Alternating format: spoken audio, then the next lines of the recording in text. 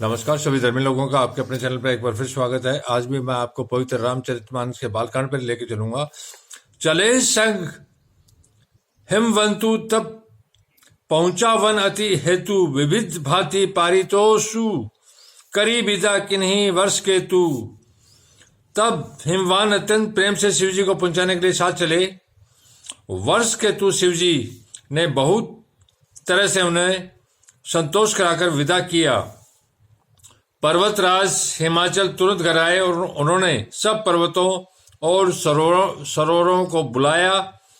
हिमवान ने आदर, दान, विनय और बहुत सम्मान पूर्वक सबकी विदाई की। तब शिव जी कैलाश पर्वत पर पहुंचे। तब सब देवता अपने अपने लोकों को चले गए। तुलसीदास जी कहते हैं कि पार्वती जी और शिव जी जगत के माता पिता हैं, इसलिए मैं उनके श्रृंगार का वर्णन नहीं करता। शिव पार्वती विविध प्रकार के भोग विलास करते हुए अपने गणों सहित कैलाश पर रहने लगे। वे नित्य विहार करते थे। इस प्रकार बहुत समय बीत गया। तब 6 मुख वाले पुत्र स्वामी कार्तिक का जन्म हुआ, जिन्होंने बड़े होने पर युद्ध में तारकासुर को मारा। वेद शास्त्र और पुराण में स्वामी कार्तिक के जन्म की कथा प्रसिद्ध है और सारा जगत उन्हें जानता है। षडानन स्वामी कार्तिक के जन्म, कर्म, प्रताप और महान पुरुषार्थ को सारा जगत जानता है।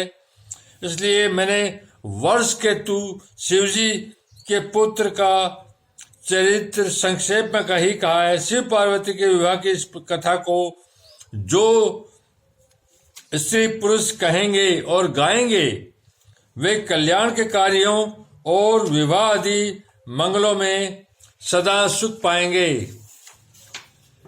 इस कथा के बहुत से लाभ हैं। वैवाहिक जीवन को जो आदमी सुखी बनाना चाहता है वो इस कथा को जरूर सुने और सुनाए। गिरजापति महादेव जी का चरित्र समुद्र के समान अपार है। उनका पार वेद भी नहीं पाते। तब अत्यंत मंदबुद्धि और गंवार तुलसीदास उसका वर्णन कैसे कर सकता है। शिवजी के रसीले और सुहाने चरित्रों सुनकर मुनि भारद्वाज जी ने बहुत ही सुख पाया। कथा सुनने की उनकी लालसा बढ़ गई। नेत्रों में जल भराया और रोमावली अर्थात उनके रोम खड़े हो गए। वे प्रेम से मुग्ध हो गए। मुख से वाणी नहीं निकलती। उनकी यह दशा देखकर ज्ञानी मुनि याज्ञवल्क्य के बहुत प्रसन्न हुए और बोले, हे मुनीश, आहा, तुम्हारा जन्म धन्य है। तुमको गौरीपति शिवजी के प्राणों के समान प्रिय है। शिवजी के चरण कमलों में जिनकी प्रीति नहीं है, वे श्री रामचंद्र जी को सौपन में भी अच्छे नहीं लगते। विश्वनाथ श्री शिवजी के चरणों में निष्कपट विशुद्ध प्रेम होना, यही राम भक्ति का लक्षण है। जो शिव का भगत नहीं, वो राम का भी भगत नहीं हो सकता। शिवजी के समान रघुनाथ जी की भक्ति का व्रत धारण करने वाला कौन है, जिन्होंने बिना ही पाप के सती जैसी स्त्री को त्याग दिया और प्रतिज्ञा करके श्री रघुनाथ जी की भक्ति को दिखा दिया। हे भाई, श्री रामचंद्र जी को शिवजी के समान और कौन प्यारा है। मैंने पहले ही शिवजी का चरित्र कहकर तुम्हारा भेद समझ लिया। तुम श्री रामचंद्र जी के पवित्र सेवक हो और समस्त दोषों से रहित हो। मैं तुम्हारा गुण और शील जान लिया।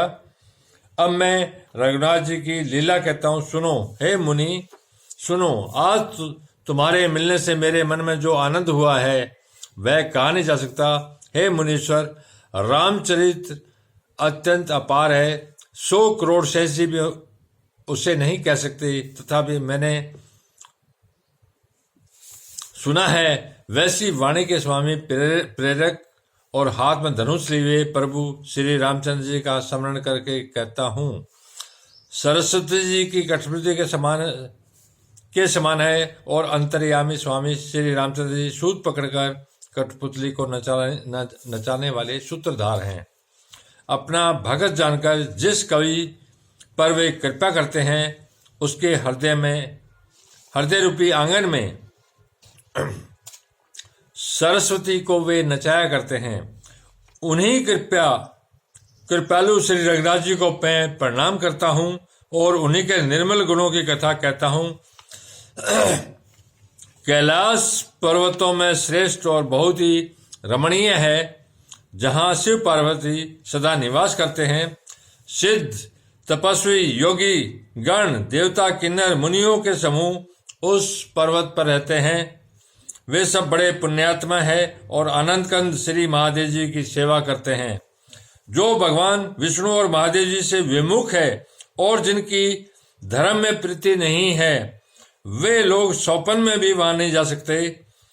उस पर्वत पर एक विशाल बरगद का पेड़ है, जो नित्य नवीन और सब कालों 6 ऋतु में सुंदर रहता है। अर्थात जहां शिव और पार्वती आज भी रहते हैं, वहां एक विशाल बरगद का पेड़ है, जो 12 महीने सुंदर पत्तों से और हरियाली से घिरा हुआ रहता है। वहां तीनों प्रकार की शीतल, मंद और सुगंध वायु बहती है और उसकी छाया बड़ी ठंडी रहती है। वह शिव जी के विश्राम करने का वृक्ष है, अर्थात जो वट वृक्ष है, वो शिव जी के विश्राम करने का वृक्ष है, इसलिए ये बहुत पवित्र है, जिसे वेदों ने गाया है। एक बार प्रभु श्री शिव जी उस वृक्ष के नीचे गए और उसे देखकर उनके हृदय में बहुत आनंद हुआ।